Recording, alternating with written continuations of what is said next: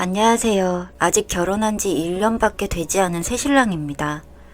다른 신혼부부들처럼 같이 저녁에 장도 보고 저녁도 해먹고 하루하루가 너무 행복해야 할 지금 저희 집은 요즘 매일이 너무 괴롭습니다. 다름이 아니라 제 와이프에게 말도 안 되는 일이 일어났기 때문입니다. 저에게도 와이프에게도 너무 충격적인 일이었죠. 최근 2달 사이에 부쩍 저희 와이프에게 이상한 일들이 많이 생겼습니다. 서로 맞벌이를 하는 터라 떨어져 지내는 시간이 많은 탓에 아내에게 이런 이상한 일들이 자꾸 생긴다는 사실을 처음 알게 되었을 때 아내가 걱정돼서 불안해서 미치겠더라고요. 이건 보니까 정말 지독한 스토킹이었습니다.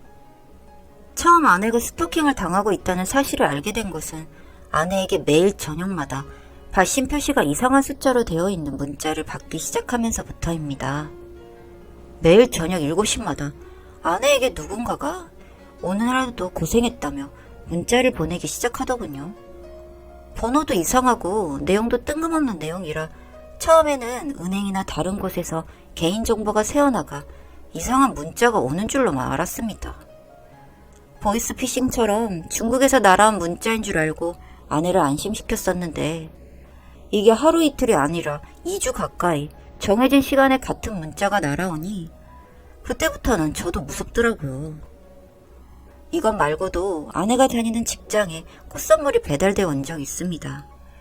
그날은 와이프 생일날이었는데 저녁에 퇴근할 때쯤 아내에게서 전화가 와 제게 생일이라고 꽃을 배달시킬 생각을 어떻게 했냐며 호들갑을 떠는데 저는 꽃을 배달시킨 적이 없거든요.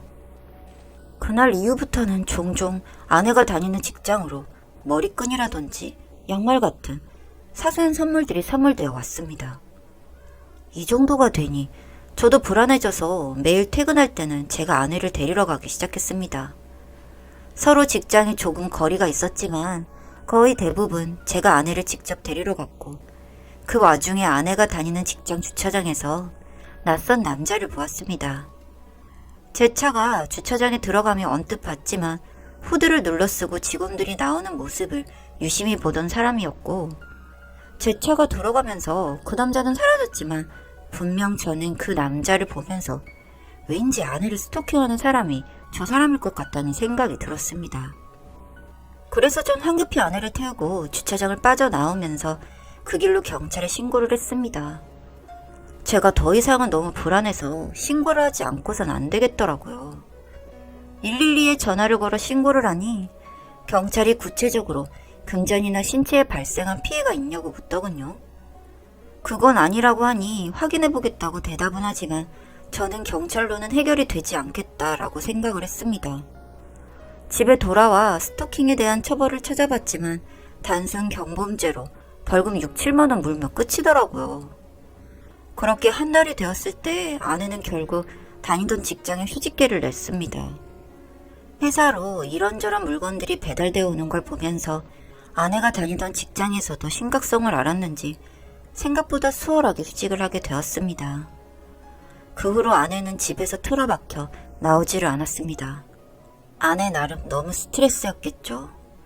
성격도 예민해져서 집으로 어떤 우편이 오더라도 예민하게 반응하고 집 밖에서 나는 소음도 굉장히 거슬려 하더군요. 먹고 살아야 하긴 했으니 저는 직장을 계속 다니면서도 집에 있는 아내가 너무 걱정이 되었습니다. 그렇게 우울해져만 가는 아내를 달래고 싶어 같이 여행을 가기로 했습니다. 주말에 연차까지 붙여서 서로 연애하며 처음으로 여행을 갔던 남해로 여행을 가기로 계획을 세우고 떠났죠. 모처럼 집 밖에 나와 바닷바람도 맞고 맛있는 것도 먹으니 아내의 얼굴이 한결 편해지더군요. 그동안 엄청나게 스트레스를 받았을 아내를 위해 2박 3일 여행 동안 최선을 다했습니다.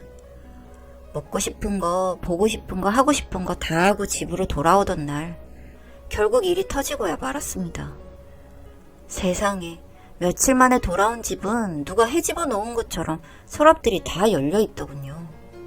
처음에는 도둑인가 싶어서 집을 살펴보는데 이상하게도 집은 서랍들이 모두 열려있다 뿐이지 전혀 어질러지거나 부서진 물건 없이 깨끗했습니다. 다만 아내 옷장에서 옷이 몇 벌 사라진 걸 제외하면 말이죠. 아내는 그걸 알고는 거의 경기를 일으켰습니다. 저도 마찬가지로 당장 관리실에 쫓아가 CCTV와 외부인 아파트 출입 명단을 달라고 소리를 질렀고요.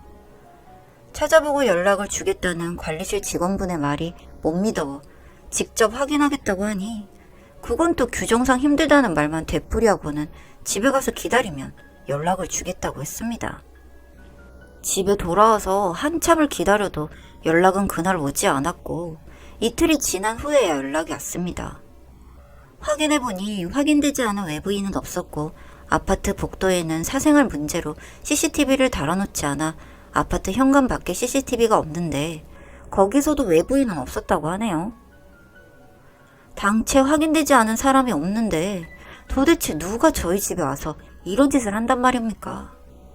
경찰에 신고해봤자 또 금전적인 피해가 없다면서 우선순위를 뒤로 둘 텐데 정말 답답하고 왜 이런 일이 저희 집에 생겼는지 눈물까지 나려고 했습니다. 그 뒤로 한동안 아내에게 어떤 이상한 일도 생기지 않더군요. 2주를 갑자기 조용하게 보내고 나니 이제는 정말 아내에 대한 지긋지긋한 스토킹이 끝난 줄로만 알았습니다. 아내도 스트레스가 없으니 하루가 다르게 좋아지더군요. 한동안 아내에 대한 안 좋은 소식을 알고 계시는 저희 어머니가 아내 기분을 풀어주고 싶다며 본가에 저희를 초대하셨습니다. 맛있는 거 많이 해놨으니 편하게 와서 먹고 마시고 가라고 하시길래 토요일에 아내와 저는 본가로 가게 되었습니다.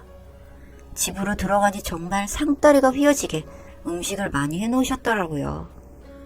어머니도 와이프가 그 일로 스트레스를 심하게 받고 있는 걸 알고 있기에 직접적으로 그 일을 말씀하시진 않았지만 아내에게 이것저것 밥 위에 반찬도 올려주고 이야기도 들어주면서 아내의 기분을 풀게 해주려고 노력을 하시는 게 보였습니다. 그렇게 한참을 먹고 마시며 이야기를 하니 아내도 많이 편해하는 게 보였습니다. 그러던 와중에 아버지께서 저희에게 줄 게 있으시다고 베란다로 나가시는데 그 순간 베란다 빨래 건조대에 걸려있는 낯익은 후드를 보았습니다. 파란색 후드 집업은 분명 아내의 옷이었는데 저희 집 베란다에 널려있는 것 같아 제가 직접 베란다로 가서 확인해보니 분명 아내의 옷이었습니다.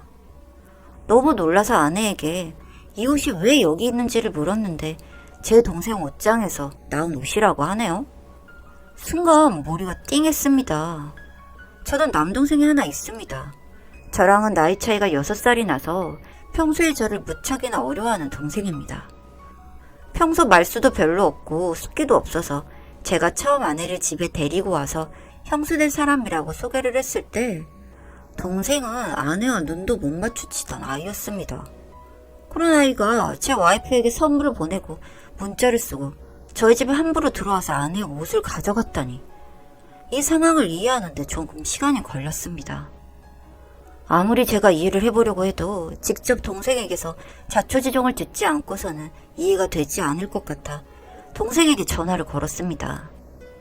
동생은 저희 부모님과 함께 살지만 저희가 온다는 이야기를 듣고 나갔다고 하네요. 이전에도 제 와이프와 같이 있는 게 불편해서 종종 집을 비웠던 적이 있어 그날도 이상하게 생각하지 않았지만 이제야 동생의 행동이 의심되기 시작했습니다.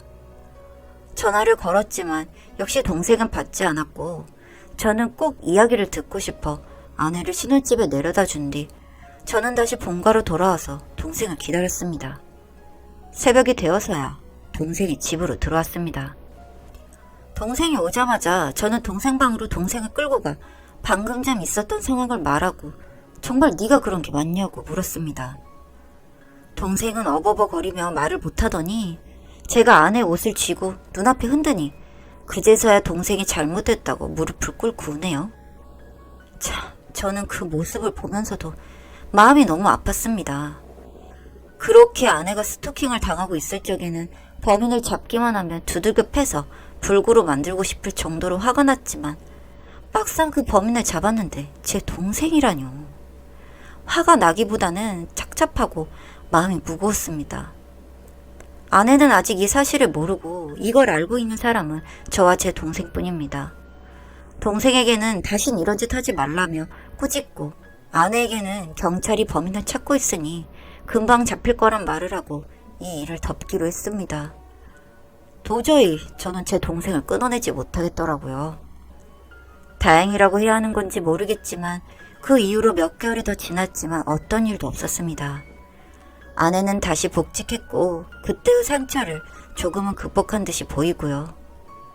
제 동생은 그날 이후로 이젠 저에게 모습을 보여주지 않게 되었고 결국에는 부모님께 말씀드려서 독립을 하겠다고 했다는 겁니다. 그래서 그렇게 전 하루하루를 보내고 있습니다.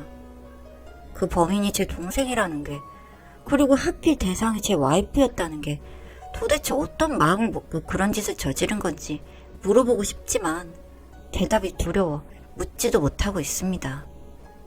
제 와이프를 정말 사랑해서였는지 아니면 다른 이유가 있었는지. 나중에서야 어머니께 들은 말로는 동생이 그동안 우울증 약을 복용하고 있었다는 이야기였는데 앞으로 어떻게 해야 할지 모르겠습니다. 현재 상황으로 보면 동생은 부모님에게도 거의 생존 연락만 해올 뿐 잠적 수준으로 몸을 숨겼다고 하는데 참 미칠 노릇이네요. 제 이야기를 들어주신 분들 계시다면 부디 좋은 의견 부탁드립니다.